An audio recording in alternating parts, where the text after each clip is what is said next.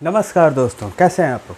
मैं हूं आपका दोस्त अमित कुमार दुबे और स्वागत करता हूं आपका आपके अपने YouTube channel what when and how में। एक ऐसा डेस्टिनेशन जहां पे किसी भी टॉपिक को हम 3 पैरामीटर पे चेक करके उसके बारे में एनालिसिस करते हैं। हमारे वो पैरामीटर है व्हाट, व्हेन एंड हाउ। आज के इस न्यू सेशन में हम बात करेंगे उन टर्म्स की जो कि काफ़ी ज़्यादा अभी इस समय लॉकडाउन की वजह से और कोरोना पैंडेमिक की वजह से कई लोगों का ध्यान उन सारी चीज़ों पे गया हुआ है। बट उन सारे कह सकते हैं आप कि ये जो भी चीज़ें जिन चीज़ों के बारे में हम एक नया सेशन शुरू करने वाले हैं, इन्वेस्टमेंट ऑप्शंस हमारे पास, हमारे भारत में क्या क्या इन्वेस्टमेंट हैं, इन्वेस्टमेंट आखिर हमें क्यों करनी चाहिए, कौन कौन से हमारे पास इन्वेस्टमेंट ऑप्शंस हैं, क्या उसके मेरिट्स हैं, डिमेरिट्स हैं, इस बारे में हम आज के इस वीडियो में चर्चा करेंगे। बेसिकली मैं ये कहना चाहता हूँ कि जो भी फाइनेंस से रिलेटेड, स्टॉक मार्केट से रिलेटेड, म्यूचुअल फंड्स, ये सारी चीज़ें क्या होती हैं, इन सब से रिलेटेड मैं एक एक वीडियो आपके लिए डेली पोस्ट करता रहूँगा। तो बने रहिए मेरे साथ। तो आइए शुरू करते हैं आज का टॉपिक। दोस्तों देखिए, होता क्या है कि जब आज से करीबन मैंने भी क्या होता है इन्वेस्टमेंट शुरू किया था, तो मैंने, आप ये मान के चलिए कि नियर अबाउट 2005-06 से मैंने इन्वेस्टमेंट करना शुरू किया था। तो उस समय टेक्नोलॉजी इतनी ज़्यादा मतलब एडवांस नहीं थी, थोड़ा मतलब क्या होता प्रोग्रेसिव में थी। उस समय क्या होता है धीरे धीरे सारी चीज़ें चल रही थी। रिलायंस ने अपना सीडीएम में सर्विस लॉन्च किया था, जिसकी वजह से सबके हाथों में मोबाइल फ़ोन्स तो आ चुके थे, लेकिन उसके बाद भी इन्वेस्टिंग से जुड़े जितनी भी जानकारी होती है, जैसे देखिए अब कोई भी इन्वेस्टमेंट आप करने जा रहे हैं किसी भी सेक्टर में, ये कोई ज़रूरी नहीं है कि स्टॉक मार्केट की ही बात करें, कोई भी इन्वेस्टमेंट हो। और हमारे देश में कौन कौन से इन्वेस्टमेंट ऑप्शंस है, इसके बारे में भी हम इसी वीडियो में बात करेंगे। तो हर चीज़ के बारे में आपको एक डीप एनालिसिस करनी होती है। ये एक बहुत ही ज़रूरी चीज़ है। ये जो मैं बोल रहा हूँ कि एक डीप एनालिसिस करना बहुत ज़रूरी है, ये बहुत ही इम्पॉर्टेंट पार्ट है किसी भी इन्वेस्टमेंट का। रीज़न क्या है? क्योंकि जो भी पैसा होता है वो बहुत ही मेहनत से कमाया गया होता है, वो बहुत सी मेहनत से कमाया गया होता है। अब आप उस पैसे को कहीं इन्वेस्ट कर रहे हैं, कहीं भी क्या होता है निवेश कर रहे हैं उस पैसे का, तो उस निवेश का दो ही मेन मोटिव होता है। एक मोटिव ये होता है रिटायरमेंट प्लानिंग को लेके मोस्टली सारे लोगों का, दूसरे कोई इमरजेंसी क्या होता है पड़ जाए उस कंडीशन में।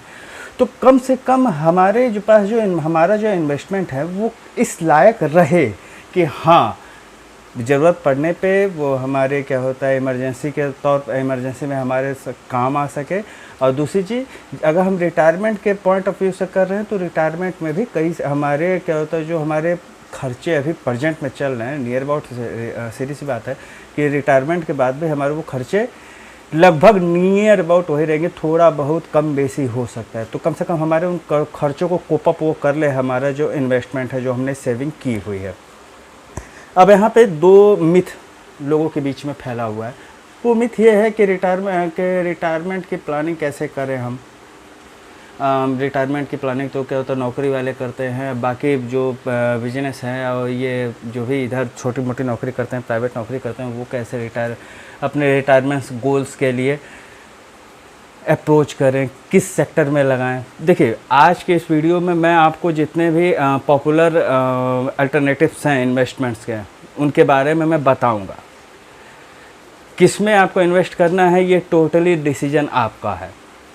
मैं इस वीडियो को शुरू करने के पहले ये पूरी टोटली एक क्या होता है आपको ये क्लैरिफाई कर देना चाहता हूँ कि इन्वेस्टमेंट से जुड़ा सारा डिसीजन आपका है। मेरा जो ये वीडियो है ये केवल एजुकेशन पर्पज़ के हिसाब से तैयार मैंने किया हुआ है कि आपको इन्वेस्टमेंट क्या होता है, उस कैसे इन्वेस्टमेंट किस सेक्टर्स में करना चाहिए और कौन सा सेक्टर हमारे लिए फ़ायदेमंद हो सकता है। ये पर्सन टू पर्सन क्या तो वेरी कर सकता है। हो सकता है मेरे लिए कोई और सेक्टर फ़ायदेमंद हो, आपके लिए कोई और सेक्टर फ़ायदेमंद हो।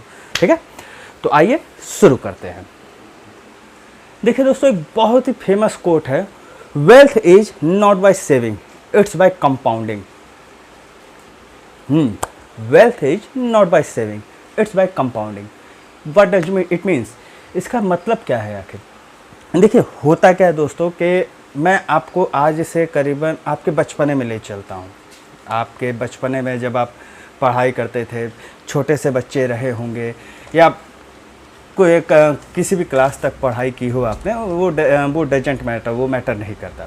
देखिए हम सब ने मोस्टली अपनी लाइफ में एक बार मैथमेटिक्स तो ज़रूर पढ़ी होगी, कम से कम, मैं कम से कम की बात कर रहा हूँ, एक बार तो मैथमेटिक्स हमने ज़रूर पढ़ी होगी। उस मैथमेटिक्स में एक टर्म आता है इंटरेस्ट, ब्याज। ब्याज कैलकुलेशन के कितने तरीके होते हैं? दो, एक सिंपल इंटरेस्ट और दूसरा कंपाउंड इंटरेस्ट। क्लियर? अब यहाँ पे मैं आपको मैथ नहीं पढ़ाने वाला हूँ, आप घबराइएगा मत, लेकिन यहाँ पे इन सारी चीज़ों के बारे में बात करना ज़रूरी है, क्योंकि इन्वेस्टमेंट भी कुछ इन्हीं से मिलता जुलता है। अब वो कैसे है वो मैं आपको बताता हूँ। हाँ, मैं था कि क्या होता है, ब्याज दो तरीके के, एक सिंपल इंटरेस्ट, दूसरा कंपाउंड इंटरेस्ट। अगर हम बात करें सिंपल इंटरेस्ट की, तो सिंपल इंटरेस्ट जैसा नाम है वैसा काम भी था। आराम से फार्मूले भी याद हो जाते थे, आराम से निकल भी जाता था, आराम से कैलकुलेशन भी हो जाता था, इत्मीनान होता था, चलो अच्छी चीज़ है। लेकिन वहीं दूसरी ओर जब हम कंपाउंड इंटरेस्ट को देखते थे तो उसका फार्मूला जितना ज़्यादा कॉम्प्लिकेटेड, उतना ही ज़्यादा उसको निकालना कॉम्प्लिकेटेड, और उतना ही ज़्यादा उसको समझना कॉम्प्लिकेटेड, बहुत ही ज़्यादा कॉम्प्लिकेटेड होता था। लेकिन एक बात आपको माननी पड़ेगी कि जो कंपाउंडिंग की पावर है ये अनोखी है, बहुत ही चमत्कारिक है। अब कैसे, मैं आपको बताता हूँ उसके बारे में। हमारे पास जैसे हमारे पैसे हैं, हम सोचते हैं कि हम अपने सेविंग अकाउंट में कुछ पैसे जमा कर दें अपने इमरजेंसी के टाइम के लिए, या कैश फॉर्म में हम वो पैसे रख लें अपने पास। सपोज करिए कोई इमरजेंसी पड़ गई, 3-4 साल तक हम वो पैसे रखते हैं। यहाँ पे एक बात आपको ध्यान देने के ज़रूरी है कि कोई भी पैसा किसी भी फॉर्म में आपने रखा हो, कोई भी पैसा किसी भी फॉर्म में, आपने कैश फॉर्म में रखा हो, आपने अपने सेविंग अकाउंट में रखा हो, कहीं भी रखा हो, उसकी वैल्यू घटने लगती है। इंटरेस्टिंग, मैं बताता हूँ। सपोज करिए कि 2002 में आप 1000 रुपये में जो सामान खरीद सकते थे, 2002 में आप 1000 रुपये में कोई सामान खरीद सकते थे, क्या उसी सामान को आज की 2021 में क्या खरीद सकते हैं 1000 रुपये में? नहीं। ऐसा क्यों? पैसा वही है, पैसा आपने वही रखा था, वही अपने सेविंग अकाउंट में रखा था, वही अपने क्या होता है आपने एज ए कैश फॉर्म में अपने पास तब से 2002 से रखा हुआ है। पैसा वही है, बट उसकी वैल्यू घट गई। ऐसा क्यों? ऐसा इन्फ्लेशन की वजह से, महंगाई की वजह से। अब यहीं पे पावर ऑफ कंपाउंडिंग के बारे में जानना बहुत ज़रूरी होता है। यहीं पे अब हमको पावर ऑफ कंपाउंडिंग के बारे में जानना बहुत ही ज़्यादा ज़रूरी होता है। अब क्या है पावर ऑफ कंपाउंडिंग? चलिए इसको भी समझते हैं। सपोज करिए कि हम और आप दोस्त तो हैं, और मैं तो आपका दोस्त हूँ ही, अब आप मेरे दोस्त हैं कि नहीं, अभी ये तो आप वीडियो को लाइक, सब्सक्राइब, कमेंट करके साबित करिए। सपोज करिए हम और आप दोस्त हैं, और कोई एक हमारे बीच डील होती है। डील क्या होती है? मैं आपको ऑफ़र करता हूँ कि आप मुझसे एक साथ तुरंत के तुरंत अभी तुरंत 10 लाख रुपए ले लीजिए। पहला ऑप्शन। दूसरा ऑप्शन कि आप आज से लेके 31 दिन तक डेली मुझसे 1 पैसा लीजिए, जो कि डेली डबल होगा। कहने का मतलब ये है कि आज मुझसे आप 1 पैसा ले लीजिए, कल मुझसे 2 पैसा ले लीजिए, परसों मुझसे 4 पैसा ले लीजिए, उसके बाद मुझसे 8 पैसा ले लीजिए, फिर 16 पैसा ले लीजिए, फिर 32 पैसा ले लीजिए। ऐसे ही ये बढ़ता चला जाएगा 31 दिनों तक। तो आप बताइए आप कौन सा ऑप्शन चूज करेंगे? कंफ्यूज? देखिए अमूमन आदमी क्या सोचता है, वो ये सोचता है कि अरे एक पैसा, मैंने ये ना 1 रुपया बोला, ना 100 रुपया बोला, ना कुछ बोला, मैंने 1 पैसे पॉइंट बात की, 0.01 मैंने इसकी बात की। तो आदमी अमूमन यही सोचेगा कि अरे 10 लाख रुपया लमसम अमाउंट ले लेते हैं, वो बेहतर होगा। लेकिन क्या आपने इसके बारे में सोचा कि वो 1 पैसा जो क्या होता है 31 दिन तक डबल होने वाला है, आखिर वो क्या अमाउंट होगा 31 दिन बाद। मैं सही बताऊं, अगर आप 10 लाख रुपए मुझसे आज अभी के अभी ले लेते हैं तो आप टोटल 90 लाख रुपए के नुकसान में होंगे। नहीं विश्वास आता? तो इस चीज़ को समझने के लिए ये देखिए, ये एक ग्राफ, इस ग्राफ में सीधे सीधे आप देख लीजिए कि पहले दिन आपके पास 0.01 पैसा था, 5वें दिन वही पैसा, क्योंकि डेली एक्चुअली में वो डेली डबल हो रहा है, तो 5वें दिन वही पैसा 0.16 पैसा बन गया, 10वें दिन वही पैसा 5.12 पैसा बन गया, 15वें दिन वही पैसा 163 रुपया बन गया, 20वें दिन वही पैसा 5,242 रुपया समथिंग पैसा बन गया, 25वें दिन वही पैसा 1,67,772 रुपया समथिंग पैसा बन गया, 30वें दिन 63,68,709 रुपया समथिंग पैसा बन गया। और इन द लास्ट, जिस डे की मैंने बात की है 31वें दिन की, उस दिन ये कितना होगा? 1 करोड़। सरप्राइज, मैं खुद भी इस क्या होता है ग्राफ को देख के मैं खुद भी सरप्राइज हो गया कि एक पैसा इतना ज़्यादा हो सकता है। लेकिन यहाँ पे ये आपको ध्यान देने वाली बात है कि यही पावर है कंपाउंडिंग का। देखिए, पावर ऑफ कंपाउंडिंग है मतलब क्या है कि देखिए, हमारा जो मूलधन है उसे हमें उस पर हमको तो इंटरेस्ट मिल ही रहा है, वो कहीं नहीं जाने वाला, वो तो हमको मिल ही रहा है। लेकिन कंपाउंड में क्या होता है कि हमको हमारे इंटरेस्ट पे इंटरेस्ट मिलता है। इस वजह से यहाँ पे ये सारा चमत्कार हो रहा है। बट इन्वेस्टमेंट का जो दूसरा मेन मोटो है, दूसरा बहुत ही इम्पॉर्टेंट रूल है, वो क्या है? इस पूरे ग्राफ को आप ध्यान से अगर देखें, एक बार फिर से इस ग्राफ को देख लीजिए। अगर इस पूरे ग्राफ को आप ध्यान से देखें तो आप ये पाएंगे कि 5वें दिन तो हमारे पास 16 पैसा था, 15वें दिन मेरे पास 163 रुपया ही था, 20वें दिन मेरे पास 5,242 रुपया था, 30वें दिन यानी 25वें दिन मेरे पास 1.5 लाख रुपए के लमसम यानी 1,67,000 रुपये के लमसम था, 25वें दिन 53 लाख के लगभग लमसम था, और उसके बाद 31वें दिन ये 1 करोड़ हो गया। यहाँ पे एक चीज़ और आपको ध्यान में रखनी पड़ेगी, आप चाहे किसी भी टर्म में, किसी भी सेक्टर में, किसी भी क्या होता है पार्ट में आप इन्वेस्ट करें, उससे फ़र्क नहीं पड़ता, लेकिन एक चीज़ आपको रखना ही पड़ेगा, वो है पेशेंस, धैर्य। धैर्य आपको रखना ही पड़ेगा। अब सपोज करिए ये पैसा अगर आप होता, अगर मान लीजिए किसी एक ऐसी स्कीम में लगा होता कि आप चाहे तो जब चाहे आप क्विट कर सकते, तो जब 25वें दिन आप होते तो 25वें दिन आपके पास कितना हो जाता? 1,67,000। तो आपको ये रिग्रेट होता कि बताओ यार 1,67,000 ही मिल रहा है, 10 लाख मिल रहा था, 10 लाख लेकर निकल जाना चाहिए था, और आप 25वें दिन वहाँ से क्विट हो जाते, वहाँ से आप रिडीम कर लेते। होता क्या? ठीक 6वें दिन वही आपका 1.5 लाख रुपया है, जो कि 1.5 लाख रुपया आप लेके क्विट हो चुके हैं, वो 1 करोड़ रुपए में चेंज हो जाता है ना? तो यहाँ पे पेशेंस भी रखना ज़रूरी है। दूसरी बात, पावर ऑफ कंपाउंडिंग पे आपको ध्यान देना बहुत ज़रूरी है, क्योंकि जैसे जैसे समय बीत रहा है वैसे वैसे महंगाई भी बढ़ेगी, वैसे वैसे क्या होता है आपके खर्चे भी बढ़ेंगे। तो इन सारी चीज़ों को कोप अप करने के लिए, इन सारी चीज़ों से मैचअप करने के लिए हमें इन सारी चीज़ों पे भी ध्यान देना होगा। ठीक है, अब मुझे लगता है आपको कंपाउंडिंग, पावर ऑफ कंपाउंडिंग के बारे में काफ़ी अच्छे से पता चल गया होगा।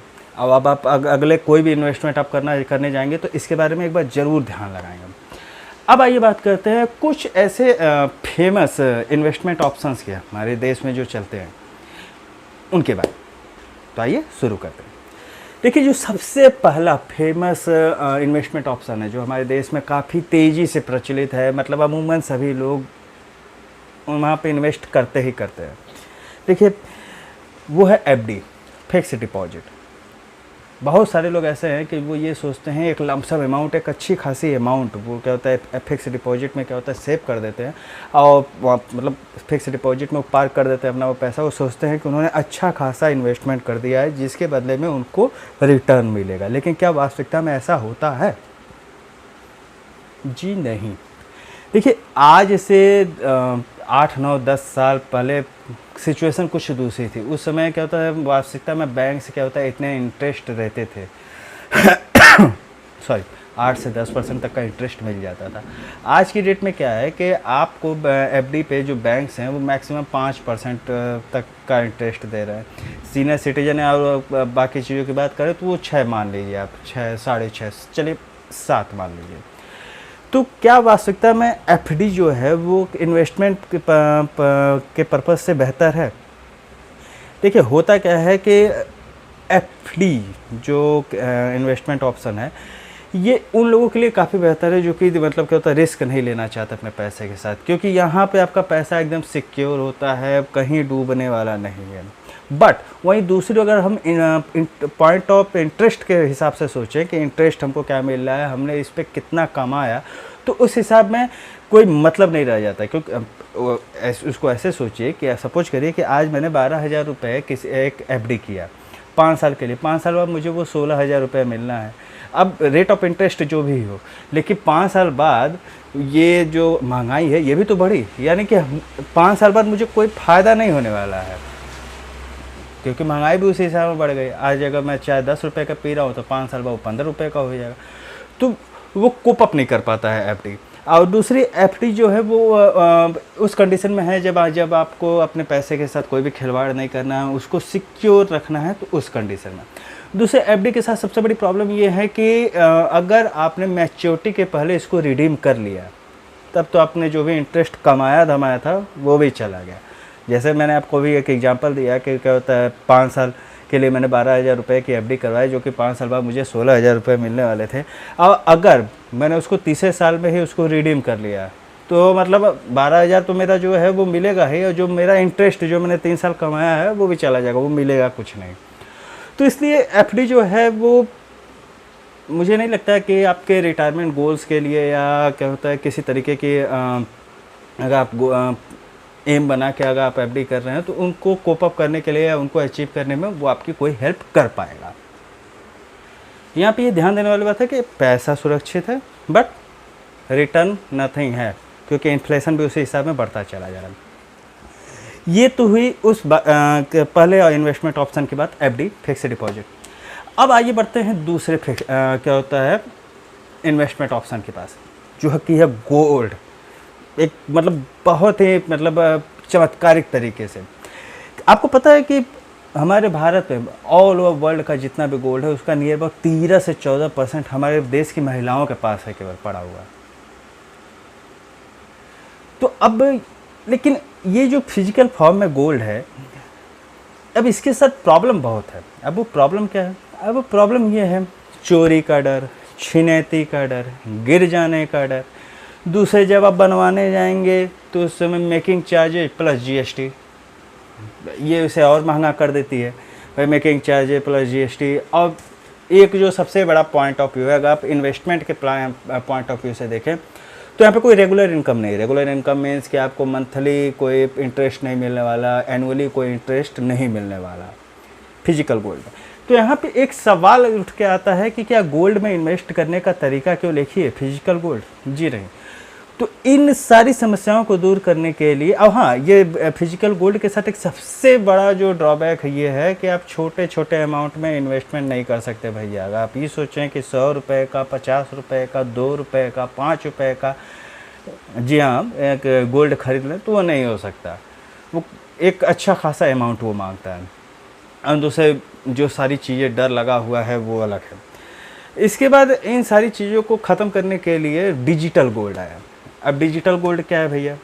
तो डिजिटल गोल्ड क्या है कि इसमें सबसे पहला जो मतलब सबसे प्लस पॉइंट है वो ये है कि भैया आप छोटी क्वांटिटी से इसमें इन्वेस्ट कर सकते हो, छोटी क्वांटिटी में इन्वेस्ट कर सकते हो। दूसरा, इस बात का कोई डर नहीं है कि चोरी हो जाएगा, कोई छीन लेगा, गिर जाएगा, क्योंकि ये डिजिटली फॉर्म में है और आप जिस कंपनी से ख़रीद रहे हैं उसकी ये जिम्मेदारी है कि इस डिजिटल गोल्ड को वो सिक्योर करेगा, वो सिक्योर रखेगा, जो भी है वो सिक्योर रखेगा। अब यहाँ पे क्या है, यहाँ पे एक और पॉइंट है, मेकिंग चार्ज नहीं देना है। यानी सब अच्छा है लेकिन उसके बाद भी अच्छा नहीं है, क्योंकि दो सबसे बड़े ड्रॉबैक है यहाँ पे। पहला ड्रॉबैक है जीएसटी यहाँ देना है यहाँ पे जीएसटी देनी है। और दूसरा जो सबसे बड़ा ड्रॉबैक है, जो कि हम क्या होता है जिस पर्पज़ के लिए हम कर रहे हैं वो पर्पज़ हमारा पूरा नहीं बना, वो है इन्वेस्टमेंट के हिसाब से यहाँ पे भी आपको कुछ भी रिटर्न नहीं मिलने वाला, ना एनुअली ना मंथली। अब ये और प्रॉब्लम हुई। अब क्या होगा, तो अब इस क्या होता है डिजिटल गोल्ड के प्रॉब्लम को सॉल्व करने के लिए आया सॉवरेन गोल्ड फंड। अब यहाँ पे क्या है, सारी चीज़ें वही हैं जो डिजिटल गोल्ड के साथ है। कम से कम रुपए में आप इन्वेस्ट कर सकते हैं, मेकिंग चार्जेज नहीं देना है और चिंता करने की इसमें कोई बात नहीं है। प्लस यहाँ पे जो सबसे बड़ी बात है कि आपको यहाँ पे जीएसटी नहीं देना है। दूसरा मंथल एनुअल आपको क्या होता है, एनुअली आपको इंटरेस्ट रेट यहाँ पे मिलेगा। मैं आई थिंक मेरे ख्याल में शायद 2.5% है सालाना। हाँ 2.5% है सालाना। और एक जो सबसे बड़ी बात है वो है कि इसको एज ए शेयर की तरह आप ट्रेड कर सकते हैं। मतलब जब आपको मन करे तब रिडीम करा के पैसा आपके अकाउंट में। कैसा है ये ऑप्शन? बट रुकिए अभी आगे और भी सारे ऑप्शंस हैं, उनके बारे में भी तो सुन लीजिए, तब आप अपना डिसीजन बनाइएगा कि आपको किस ओर देखना है। आइए अब बात करते हैं जो तीसरा जो सबसे बड़ा मतलब कह सकते हैं इन्वेस्टमेंट ऑप्शन हमारे देश में माना जाता है, वो है बॉन्ड एंड डिवेंचर्स। देखिए बॉन्ड एंड डिवेंचर्स के साथ क्या है कि हमारे जो एक मिसकंसेप्शन है हमारे पब्लिक के बीच में, या आप ऐसा लगता है कि बॉन्ड और डिवेंचर दोनों एक ही तो हैं। लेकिन ये बॉन्ड और डिवेंचर होते क्या हैं, उसके पहले आपको ऐसे समझना होगा कि सपोज करिए मुझे पैसे की ज़रूरत है, एक बिजनेस स्टार्ट करने के लिए मुझे पैसे की ज़रूरत है, तो मैं किसके पास जाऊंगा?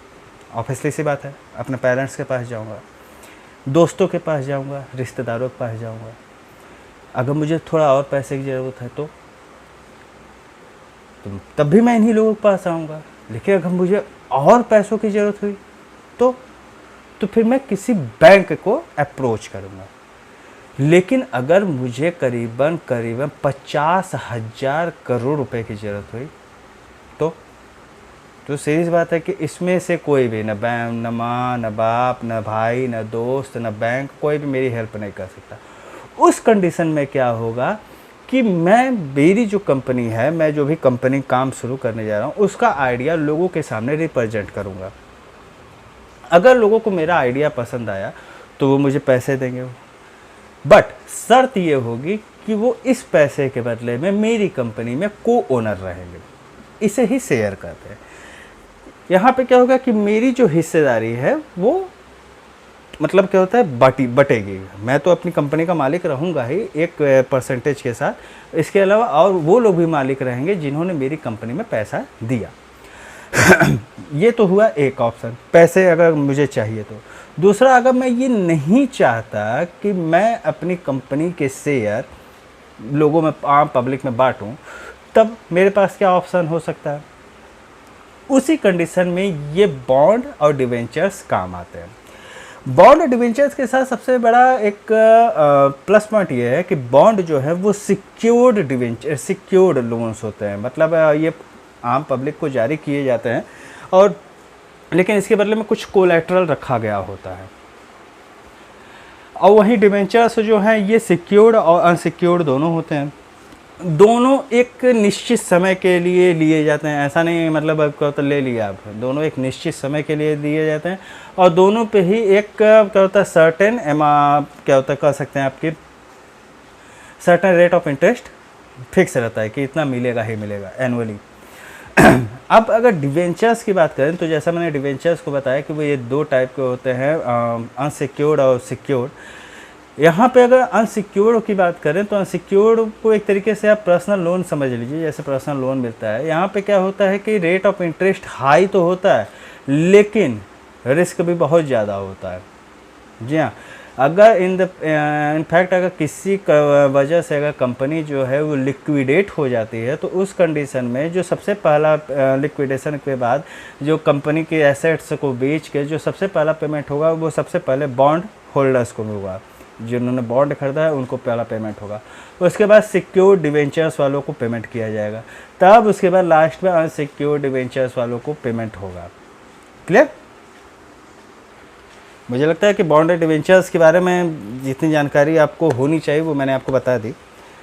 और अब बात करते हैं जो सबसे मेन अभी इस समय मतलब बूम पे चल रहा है, मोस्टली हर आदमी इसी के थ्रू इन्वेस्ट कर रहा है, वो है म्यूचुअल फंड। इधर कई सालों से काफ़ी ज़्यादा लोकप्रिय हो गया है, काफ़ी ज़्यादा क्या होता है फेमस हो गया है हमारे भारत में। मोस्टली देखिए म्यूचुअल फंड्स को लेके भी क्या होता है मिसकंसेप्शंस हैं, लोगों के बीच में भ्रांतियां हैं। लोगों को ये लगता है कि म्यूचुअल फंड में अगर आप इन्वेस्ट कर रहे हैं तो आप शेयर मार्केट में इन्वेस्ट कर रहे हैं, जबकि ऐसा कुछ भी नहीं है। म्यूचुअल फंड के थ्रू आप रियल इस्टेट्स, गोल्ड और इक्विटी शेयर मार्केट तो है ही, डिप्ट मार्केट जिसमें बॉन्ड्स एंड डिवेंचर्स ये सारी चीज़ें आती हैं, इनमें भी आप इन्वेस्ट कर सकते हैं। हाँ, ये है कि आपका जो रिटर्न होगा इन सारी चीज़ों में अलग अलग वो डिपेंड करता है कि आपने किस पे किया। भाई सीरीज बात है कि इक्विटी के म्यूचुअल फंड्स के में अगर आपने इन्वेस्ट किया, शेयर मार्केट में के म्यूचुअल फंड्स में अगर आपने इन्वेस्ट किया तो वहाँ पे आपको रिटर्न ज़्यादा मिलेगा।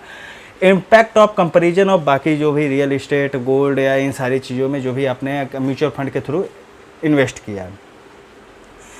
अब यहाँ पे बात करते हैं कि म्यूचुअल फंड आखिर है क्या, ये काम कैसे करता है तो टेक्निकल चीज़ है, लेकिन मैं आपको एक आसान भाषा में समझाने की कोशिश करता हूँ।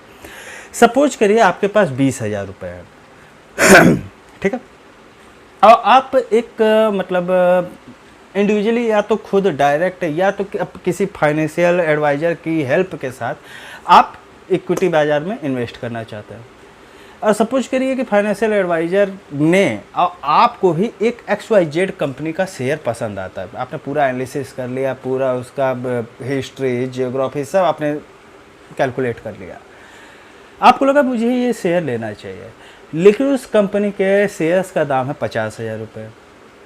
अब आपके पास भैया 20,000 है, आप उससे ऊपर नहीं लगा सकते। तो अब यहीं पे म्यूचुअल फंड काम आता है। म्यूचुअल फंड क्या होता है, वो आप जैसे कई लोगों से 500-500 रुपये लेकर एक फंड बना लेती है। इसको ऐसे समझिए, आप जैसे कई लोगों को लेकर 500-500 रुपये मिनिमम मैं बता रहा हूँ, ये डिपेंड करता है कि आप कितना देते हैं। 500-500 रुपये लेकर वो एक फंड बनाती है। उनके खुद के क्या होता है एक्सपर्ट्स होते हैं, प्रोडक्ट एक्सपर्ट होते हैं, म्यूचुअल फंड एक्सपर्ट्स होते हैं, जो कि एनालिसिस करते हैं कि क्या होता है कौन सी कंपनी का शेयर लेना चाहिए। सपोज करिए उनके भी क्या होता है रिसर्च में वही XYZ कंपनी का शेयर जो कि आप लेना चाहते थे, वही उनकी भी रिसर्च में था कि ये शेयर लेना है। अब उनके पास हो गए 1 लाख रुपये, भाई 500-500 रुपये क्या होता है करीबन 200 लोगों से लिया, 1 लाख रुपये हो गए। उन्होंने क्या किया कि उस कंपनी के XYZ कंपनी के 2 शेयर, ध्यान रखिए 2 शेयर उन्होंने ले लिए।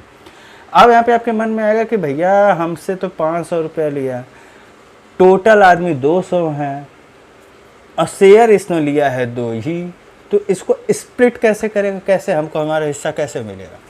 तो अब यहाँ पे क्या होता है कि वो म्यूचुअल फंड कंपनी उन 2 शेयर को अपने नाम पे खरीद लेती है और आपको इस चीज़ का, इस शेयर का एक यूनिट पकड़ा देती है, जिसको आप जब चाहे रिडीम करा सकते हैं और 2 दिन में पैसा आपके अकाउंट में आ जाएगा। ठीक है, अब यहाँ पे कई सारे क्या होता है कह सकते हैं टेक्निकल टर्म्स हैं। जो म्यूचुअल फंड एक एसेट मैनेजमेंट कंपनी बनाता है उसे AMC कहते हैं। फिर ये एक फंड लॉन्च करता है जिसको AUM एसेट अंडर मैनेजमेंट कहते हैं। फिर इसके अंडर में एक एडवाइज़र की नियुक्ति होती है, एक एक्सपर्ट की नियुक्ति होती है जो कि ये चेक करता है, ये रिसर्च करता है कि कौन से म्यूचुअल फंड में, कौन से सेक्टर में, कौन से शेयर में हमें इन्वेस्ट करना चाहिए, उस हिसाब में इन्वेस्ट करता है। आपको आपका एक यूनिट का एक कागज़ दे देता है।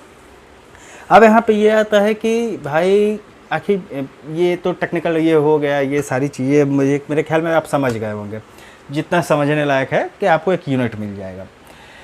यहाँ पे जो 2 चीज़ें ध्यान रखने वाली चीज़ है कि क्या ये हमारे लिए म्यूचुअल फंड जो है, क्या ये हमारे लिए फ़ायदेमंद हो सकता है। देखिए म्यूचुअल फंड कई मामलों में काफ़ी अच्छा है।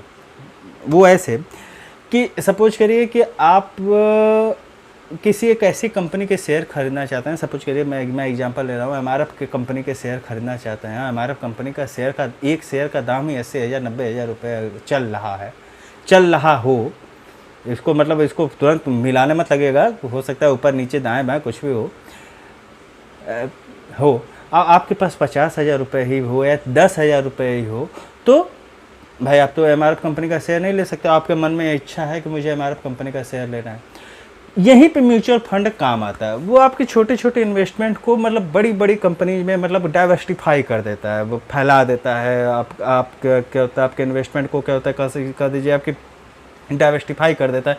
अलग अलग कंपनी में आप एक यूनिट खरीद के उस कंपनी के को ओनर बन जाते हैं, जो कि अगर आप इंडिविजुअली अगर आप करने जाएँ, इंडिविजुअली अगर आप इक्विटी मार्केट में अगर उन कंपनीज के शेयर लेना चाहें तो बहुत मुश्किल हो जाएगा। कि मुश्किल इन द सेंस ऑफ कि भाई उतना पैसा रहे तब ना आप क्या होता है हमारा रिलायंस इंडस्ट्री या पेज इंडस्ट्री इन सारी कंपनीज के शेयर खरीद सकें, क्योंकि भाई ब्लू चिप्स कंपनियां हैं ये।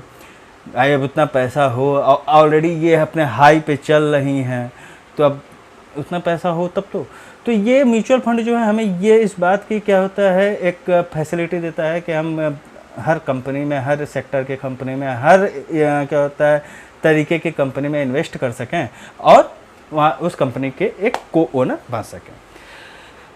मुझे लगता है कि म्यूचुअल फंड से रिलेटेड भी जो मिथ हैं, जो मिसकॉन्सेप्शन हैं और जो भी उसके काम करने का तरीका है वो आप लोगों को समझ में आ गया होगा। तो चलिए बढ़ते हैं अगले इन्वेस्टमेंट ऑप्शन की ओर। देखिए अगला इन्वेस्टमेंट ऑप्शन सबको पता है अच्छे से, इक्विटी मार्केट। देखिए अब इक्विटी मार्केट क्या होता है भाई, सीरीज बात है। जैसा मैंने आपको बताया कि मुझे पैसे की ज़रूरत पड़ी, मैं दोस्तों रिलेटिव्स के पास गया, वहाँ से और ज़्यादा पैसे की ज़रूरत हुई तो बैंक गया। मुझे जब 50,000 करोड़ रुपए की ज़रूरत पड़ी तो मैं सीरीज बात है अपनी कंपनीज के मेरे जो आइडियाज़ हैं वो लोगों के सामने रखूँगा। अगर उसमें से कुछ लोगों को मेरे आइडिया पसंद आए तो वो मेरी कंपनी में पैसा लगाएंगे, इस शर्त पे कि मेरी कंपनी में वो भी वो उनके भी शेयर्स होंगे। इन शेयर्स को मैं क्या होता है आईपीओ के थ्रू या सेकेंडरी मार्केट के थ्रू लोगों के बीच में क्या होता है अपने कंपनीज के शेयर क्या होता है स्प्लिट करूँगा, बांटूंगा। अब ये आईपीओज क्या होता है, सेकेंडरी मार्केट क्या होता है, सेंसेक्स क्या होता है, इसके लिए मैं अलग से वीडियो बनाऊंगा। आज हम बात करते हैं इन्वेस्टमेंट ऑप्शंस की, क्या क्या इन्वेस्टमेंट ऑप्शंस हो सकते हैं उनके बारे में। तो ये सारी चीज़ें इक्विटी मार्केट में होती है। अगर हम बात करें क्या होता है इक्विटी मार्केट की, तो देखिए इक्विटी मार्केट रिस्की तो बहुत है भाई। लोग कहते हैं अरे एक जुआ है, अरे बर्बाद हो गए। अरे भाई आप क्या होता है घर वालों से बात करेंगे अरे जुआ है, सट्टेबाजी ये है वो है। लेकिन वहीं ऑन द अदर हैंड आप अपने दोस्तों को देखेंगे, दोस्तों की बातें सुनेंगे तो आप कहेंगे, वो कहेगा अरे मैंने तो इतना कमाया, अरे मैंने तो इतना कमाया। लेकिन फ्लक्चुएशंस बहुत ज़्यादा है, फ्लक्चुएशंस बहुत ज़्यादा है। हो सकता है आज की डेट में आपने 100 रुपया लगाया, हो सकता है वो दिन डूबने तक 1000 रुपया हो जाए, हो सकता है 0 रुपया हो जाए। फ्लक्चुएशंस बहुत ज़्यादा है। लेकिन यहाँ पे दो चीज़ें आपको ध्यान रखनी पड़ेगी। पहली बात कि नॉलेज, भाई आपको नॉलेज होना बहुत ज़रूरी है कि कैसे किसी कंपनी में, अगर हम किसी कंपनी का शेयर लेने जा रहे हैं तो कैसे हमें रिसर्च करनी है। भाई देखिए मैं रिलायंस इंडस्ट्री का शेयर लेने जा रहा हूँ तो अनिल अंबानी या मुकेश अंबानी से तो मैं मिल नहीं सकता और ना मैं पूछ सकता हूँ कि भाई क्या स्टेटस है तुम्हारी कंपनी का। भाई मालिक से बेहतर कोई चीज़ ये बेहतर कोई चीज़ नहीं जान सकता। तो सीरीज बात है कि मुझे उसके लिए रिसर्च करनी पड़ेगी। वो रिसर्च कहाँ से होगी, किताबों से होंगी। अब मैं सही बताऊँ, जब मैंने इन्वेस्टमेंट शुरू किया था तो उस समय तो इतने ऑप्शन ही नहीं थे। उस समय केवल 2 ही 3 ऑप्शन है, मैगजीन और न्यूज़पेपर। न्यूज़पेपर में वो इकोनॉमिक टाइम, बिजनेस स्टैंडर्ड, और मैगजीन में वही दलाल स्ट्रीट आती थी। अब तो और भी, अब तो आप तो लकी हैं कि आपके साथ आप 1 क्लिक पे आपके पास सारी इन्फॉर्मेशन किसी भी कंपनी की पर डे बेसिस पे आपके स्क्रीन पे आ जाएगी। अब कौन से वेबसाइट पे जाएं, क्या जाए, वो आपका हेडेक है, वो उसके बारे में मैं बताने के लिए नहीं हूँ। मैं यहाँ पे केवल आपको इन्वेस्टमेंट ऑप्शंस के बारे में आज के इस वीडियो में बताने के लिए आया हूँ। तो देखिए अगर आप अच्छे से रिसर्च करके, अच्छे से क्या होता है कंपनी के प्रोफाइल को समझ के, अपने इन्वेस्टमेंट ऑप्शंस को समझ के, अपने इन्वेस्टमेंट लिमिट को समझ के अगर आप इक्विटी मार्केट में उतरते हैं तो हाँ, ये इस चीज़ की गारंटी नहीं है कि क्या होता है कि नहीं आप क्या होता है आप हर्षद मेहता बन ही जाओगे। लेकिन हाँ, ये भी है कि आपका पैसा जो डूबने का चांस है वो कम से कम होगा। इक्विटी मार्केट में अगर आप पैसा लगाने जा रहे हो तो सबसे बड़ा नियम तो यही है कि अपने पैसे को फैला के, भाई अब एक ही कंपनी में ऐसा ना हो कि 1 लाख रुपए तो एक कंपनी में 1 लाख रुपए झोंक दीजिए। अलग अलग 8-10 क्या होते हैं शेयर्स, 8-10 कंपनीज की एक अच्छी सी पोर्टफोलियो बनाइए, उसमें अलग अलग इन्वेस्टमेंट करिए। इसमें ये हो सकता है कि आपने 10 कंपनी पे अच्छे से रिसर्च करके क्या होता है उनको बाय किया है, हो सकता है उस 10 में से 5 चले, 5 ना चले, हो सकता है 8 चले, 2 ना चले, हो सकता है 10 के 10 चल जाए, हो सकता है 10 के 10 भी डूब जाए। फिर इसके बाद ये सारी चीज़ें आपकी किस्मत, डेस्टिनी या इन सारी चीज़ों पे डिपेंड हो जाती है। अब इसी के साथ हम आगे बढ़ते हैं अगले क्या होता है इन्वेस्टमेंट ऑप्शन की ओर, जो कि ये भी काफ़ी तेज़ी से मतलब पॉपुलर हो रहा है हमारे देश में। लेकिन अगर एक आंकड़ों के हिसाब से देखा जाए तो कोई ख़ास ज़्यादा मतलब कह सकते हैं आप कि मुझे कुछ खास नहीं लगा। लेकिन एक इन्वेस्टमेंट ऑप्शन के हिसाब से और फॉर द फ्यूचर पर्सपेक्टिव के हिसाब से काफ़ी अच्छा ऑप्शन ये भी है, वो है रियल इस्टेट। अब रियल इस्टेट के साथ सबसे बड़ा जो कह सकते हैं आपके माइनस पॉइंट है वो ये है कि भैया आप छोटा इन्वेस्टमेंट नहीं कर सकते, आप बड़ा ही रखो, लाख, 10 लाख, 20 लाख, करोड़, वैसे ही करो। अब उसके पीछे रीज़न क्या है कि जगह कम है, पॉपुलेशन डे बाय डे बढ़ती जा रही है, और ऐसे ही ये आपका क्या होता है आगे ही होगा। अब यहाँ पे एक 2 मिसकंसेप्शंस हैं लोगों के बीच में। वो मिसकंसेप्शंस क्या है कि देखिए, एक होता है घर, एक होता है फैसिलिटी वाले घर। फैसिलिटी वाले घर जैसे आपने कई बार पेपर में पढ़ा होगा, एडवर्टाइजमेंट निकलते हैं कि क्या होता है फ्लैट खरीदिए 2 BHK, उसके साथ लॉन है, स्विमिंग पूल है, ये सारे क्या होता है जिम है, स्पा है, कई सारी चीज़ें हैं। तो ये जो एक्स्ट्रा फैसिलिटीज़ होती है, ये क्या होता है, ये आपके घर के क्या होता है, घर के कह सकते हैं कि कॉस्ट में नहीं जोड़ी जाएगी, घर के कॉस्ट में नहीं जोड़ी जाएगी। यहाँ पे एक चीज़ और क्लियर मैं कर देना चाहता हूँ कि कुछ लोग घर को लायबिलिटी मानते हैं, कुछ लोग घर को एसेट भी मानते हैं। एसेट उस कंडीशन में होता है जिस कंडीशन में सपोज करिए भाई एसेट तो है, हमारा घर है, तो उस कंडीशन में भाई अगर मेरा पर्सनल घर है तो मैं कहीं क्या होता है किराया मुझे देना नहीं है, मेरा जो रेंटल आउटफ्लो है वो हो नहीं रहा है, उसके बाद एज ए रेंट पे भी मैं अपना घर उठा सकता हूँ, वहाँ से भी इनकम के काफ़ी ज़्यादा चांसेज होते हैं। बट अब यहाँ पे बात करें लायबिलिटीज़ की, तो यहाँ पे उसी चीज़ को मैं क्या होता है कनेक्ट करना चाहूँगा। जब ये 2 BHK घर हैं, वहाँ पे आपको कई तरीके की फैसिलिटीज़ मिल रही है, तो अब सीरीज बात है, इन सारी फैसिलिटीज़ को अफोर्ड करने के लिए जो भी आप क्या होता है इन सारी फैसिलिटीज़ को अफोर्ड करने के लिए जो पेमेंट कर रहे हैं, ये आपकी घर की लागत को नहीं बढ़ाएगी, ये आपके लिए खर्चा है जो कि आपके घर को आपके लिए एज ए लायबिलिटी ही पेश करेगी। तो यहाँ पे ये ध्यान देने वाली बात है कि भाई घर तो है, लेकिन यहाँ पे घर के साथ जो सुविधा मिल रही है वो आपके क्या होता है एसेट नहीं है, वो एक तरीके से आपको लायबिलिटीज है जो कि आपके खर्चे बढ़ाएंगे, जो कि आपके फ्यूचर प्लान्स को क्या होता है डिस्ट्रॉय करेंगे, ये सारी चीज़ें। दूसरा रियल इस्टेट के साथ जो सबसे माइनस पॉइंट है कि आप इसमें लिक्विडिटी की बड़ी कमी है। मतलब अगर आप किसी घर को खरीदना बेचना चाहते हैं तो सीधी सी बात ये मान के चले कि आप ऐसा नहीं कि आज सुबह उठे आपको सोच रहे हैं कि ये घर खरीदना बेचना है, अब आप उठे और तुरंत आपको शाम तक खरीदार मिल गया, ऐसा कुछ भी नहीं है। करीबन 1 महीना, 2 महीना, 3 महीना, साल भर लग जाता है किसी घर को बिकने में। अगर आपका घर कहीं रिमोट एरिया में है, आपकी ज़मीन कहीं रिमोट एरिया में, तब तो भूल जाइए। उसके बाद अगर आंकड़ों के हिसाब से देखें रियल इस्टेट के बारे में, तो जो रिटर्न मिला है रियल इस्टेट में वो सालाना बहुत ज़्यादा अच्छा नहीं है, 9-10% तक का ही मिला है। बट एक बेटर ऑप्शन है, क्या होता है कह सकते हैं कि आज से 50 साल बाद तक के लिए, क्योंकि सीरीज बात है कि पॉपुलेशन तो ऐसे बढ़नी ही है, जगह हमारे पास कम है, तो वो एक अच्छा रिटर्न दे सकता है। क्योंकि कोई भी ऑप्शन, जैसे मैंने भी कहा कि रिमोट एरिया में घर है या रिमोट एरिया में आपकी ज़मीन है, तो मतलब भूल जाइए। ऐसा नहीं है कि हर जगह मतलब क्या होता है कि ऐसे ही रहेगी, क्या होता है ऐसे 50 साल बाद भी वो रिमोट एरिया डेवलप नहीं होगा, डेवलप होगा। बट हाँ ये है कि हो सकता है कि उस इन्वेस्टमेंट का फ़ायदा आपको ना मिले, आपके क्या होता है आने वाली पीढ़ी को मिले। बट ये एक अच्छा ऑप्शन है, इस पर भी सोचा जा सकता है। वेल, ये सारे ऑप्शंस हमारे जो काफ़ी फेमस इन्वेस्टमेंट ऑप्शन हैं हमारे भारत में चलते हैं, और क्या होता है लोग इसमें झकझोर के क्या होता है दिल खोल के इसमें इन्वेस्टमेंट ही करते हैं। तो कैसा लगा आपको वीडियो? देखिए, अगर आपको मेरे इस वीडियो से अच्छी इन्फॉर्मेशन मिली हो तो प्लीज़ लाइक ज़रूर कर दीजिएगा, अपने दोस्तों के साथ शेयर ज़रूर कर दीजिएगा। अगर आपको कोई इन्फॉर्मेशन चाहिए, आपको कोई क्या होता है क्वेरी है, तो कमेंट बॉक्स में कमेंट करके ज़रूर बताइएगा। और हाँ, अगर अभी तक आपने मेरे चैनल को सब्सक्राइब नहीं किया है तो मेरे चैनल को सब्सक्राइब ज़रूर कर लीजिएगा, ताकि मेरे बनाए हुए वीडियो की नोटिफिकेशन मिले सबसे पहले आपको। तब तक के लिए गुड बाय, मिलते हैं अगले वीडियो में।